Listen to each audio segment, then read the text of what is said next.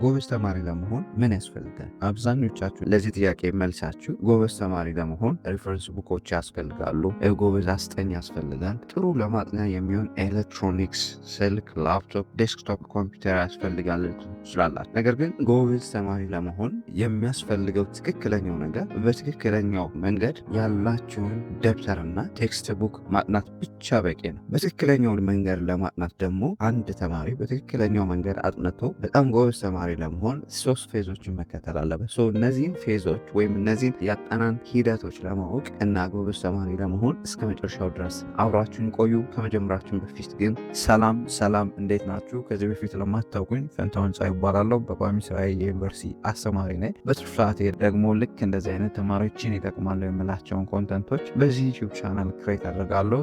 ዩቲዩብ ላይ ልክ እንደዚህ አይነት ቁም ነገር አዘል መረጃዎችን ለማየት የሚመጡ ከሆነና ለዚህ ዩቲዩብ ቻናል አዲስ ከሆናችሁ ሰብስክራይብ በማድረግ ቤተሰብ ይሁኑ። አስተያየት ካላችሁ ደግሞ ኮሜንት ሴክሽን ላይ አስቀምጡልን።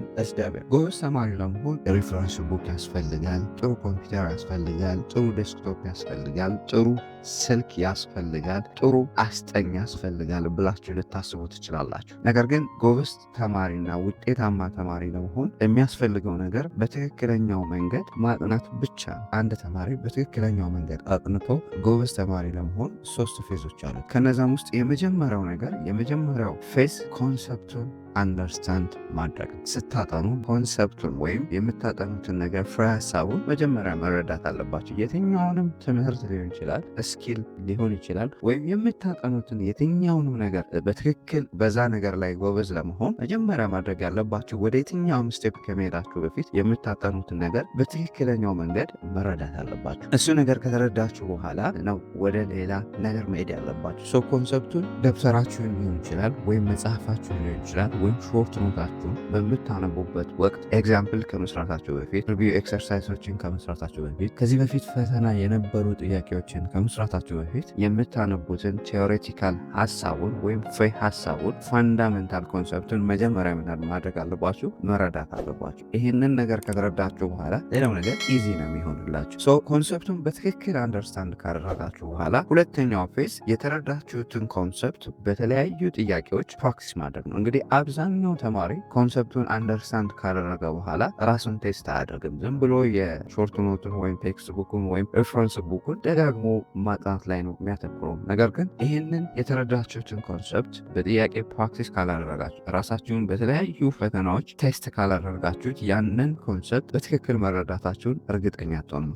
ሁለተኛው ፌዝ ያንብባችሁትን ወይም የተረዳችሁትን ኮንሰፕት ጥያቄዎች ፕራክቲስ እና ራሳችሁን መፈተን አለባችሁ። እንግዲህ በዚህ ስቴፕ ፕራክቲስ በምታደርጉበት ወቅት መጀመሪያ ፕራክቲስ ማድረግ ያለባችሁ የኮንሰፕቱን ኤግዛምፕል አንደርስታንድ ማድረግ ያለባችሁ። የኮንሰፕቱን ኤግዛምፕል የዛን ፍሬ ሀሳብ ኤግዛምፕል ካለው ኤግዛምፕሉን እያያችሁ በደንብ አንደርስታንድ ማድረግ አለባችሁ። ከዛ በኋላ ወደ ሌሎች የተለያዩ ጥያቄዎች መሄድ አለባችሁ። ከዛ በኋላ ደግሞ ከዚህ በፊት ፈተና የነበሩ ጥያቄዎችን በማግኘት ራሳችሁን መፈተን አለባችሁ ማለት ነው። ራሳችሁን በዚህ ፕራክቲስ በምታደርጉበት ወቅት አንደኛ በምታነቡበት ወቅት በትክክል ያልተረዳችሁትን ነገር ልታገኙ ትችላላችሁ። ያንን አዜጋፕ ወስዳችሁ እንደ ክፍተት ወስዳችሁ ተመልሳችሁ ኮንሰፕቱ ላይ በትክክል እንደገና ደግማችሁ አንበባችሁ መረዳት አለባችሁ። ከከበዳችሁ ምናልባት አንበባችሁ መረዳት ያ ነገር ከከበዳችሁ ዩቲዩብ ቪዲዮዎችን ማየት ትችላላችሁ። ዩቲዩብ አሁን ላይ ትልቅ ዩኒቨርሲቲ ነው ለተጠቀመበት ሰው ዩቲዩብ ቪዲዮዎችን ማየት ትችላላችሁ።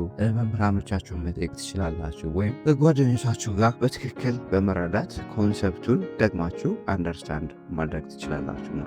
ሌላውና ሶስተኛው በትክክለኛው መንገድ ለማጥናት ሶስተኛው ፌዝ ሪቫይዝ ማድረግ ነው። ያነበባችሁትን ነገር ሬጉላርሊ በሆነ ቋሚ በሆነ መንገድ መከለስ አለባችሁ ነው። አንድ ጊዜ ያነበባችሁትን ነገር ካልከለሳችሁ አብዛኛውን ነገር አነበባችሁ በአንድ ቀን ውስጥ ነው የምትረሱት። ይህንን ክፍተት ለመሙላት ደግሞ የሰው ልጅ አእምሮ ያነበበውን ነገር ወይም ያየውን ነገር ቶሎ የመርሳት አዋጅ ስላለው መጀመሪያ ስታነቡት የገባችሁ ሊመስላችሁ ይችላል። ሾርት ተርም ሜሞሪያችሁ ላይ ሲቀመጥ የገባችሁ ሊመስላችሁ ይችላል። ነገር ግን ወደ ሎንግ ተርም ወይም ወደ ረዥም ጊዜ ትውስታችሁ ለመቀየር ያንን ኮንሰፕት በሬጉላርሊ በ3 ቀኑ በየሳምንቱ በ21 ቀኑና እየደጋገማችሁ ምን ማድረግ አለባችሁ? ሪቫይዝ ማድረግ አለባችሁ። ሬጉላርሊ በምትከልሱበት ጊዜ ከሾርት ተርም ሜሞሪያችሁ ወደ ሎንግ ተርም ሜሞሪያችሁ እየቀየራችሁት ትሄዳላችሁ። ከዛ አፍተር ኤኒ ፔሪድ ኦፍ ታይም ያንን ኮንሰፕት ምን ማድረግ ትችላል? ከረዥም ጊዜ በኋላ እንኳን ቢሆን ማስታወስ ትችላል። ትችላላችሁ ማለት ሰው ማስታወስ ቻላችሁ ማለት ደግሞ የትኛውም ፈተና ላይ ወይም የትኛውም ስራ ላይ ያንን ኮንሰፕት የሚጠይቅ ነገር ካለ በቀላሉ አስታውሳችሁ መስራት ትችላላችሁ ማለት ሰው አንድ ሰው ጎበዝ ተማሪ ለመሆን የሚያስፈልገው ነገር በትክክለኛው መንገድ ማጥናት ነው።